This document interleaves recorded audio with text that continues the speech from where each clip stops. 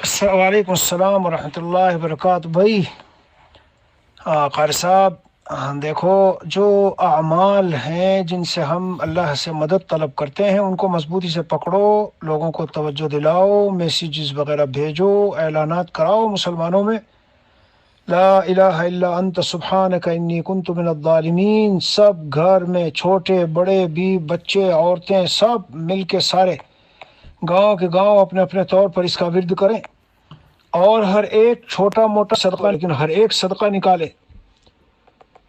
لا الہ الا انت سبحانک انی کنت من الظالمین آیت کریمہ بہت طاقت والی ہے، بہت طاقت والی، دل کی گہرائیوں سے متوجہ اللہ ہو کے۔ سمجھ رہے ہو قاری صاحب؟ ہاں، ابھی تو وہاں کیا ٹائم ہے، بہرحال رات کا کافی وقت ہو رہا ہے، لیکن خیر لوگ تو جاگے ہوں گے، مسجدوں کے ذریعے سے اعلان کرایا جا سکتا ہے۔ درود شریف اور استغفار، خواتین بیٹھ جائیں گھروں میں درود شریف پڑھنے کے لیے، جتنا درود شریف پڑھا جائے، جتنا استغفر اللہ پڑھا جائے، جتنا ہو سکے، یہی چیزیں ہیں جو مدد کا، یعنی جن کے ذریعے مدد۔ ایک مرتبہ ہم جب ادھر کشمیر جاتے ہوئے راستے میں پھنسے، اتنی بری طرح کہ زندگی کی ایک عجیب سی وہ بس کہہ لیجیے آزمائش تھی، یعنی ایسا لگتا تھا خواب میں تو ہو سکتا ہے لیکن ریئلٹی شاید نہ ہو۔ تو جتنے اعمال ہمیں یاد تھے، میں نے گاڑی میں بیٹھے ہوئے کہا سب کو، میں نے کہا سارے اعمال کرو بھائی، صدقہ نہیں کوئی جگہ نہیں سوائے آپ کی ذات کے۔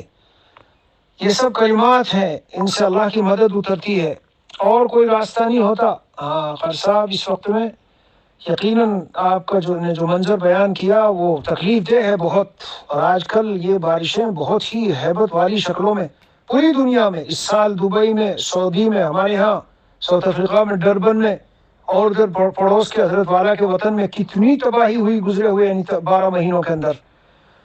سمجھ لو ایک چوتھائی، وہ برابر پڑوس کا ملک تو ایک چوتھائی کے قریب سارا اس میں آ گیا تھا، ساری فصلیں اور کتنے انسان، کتنا۔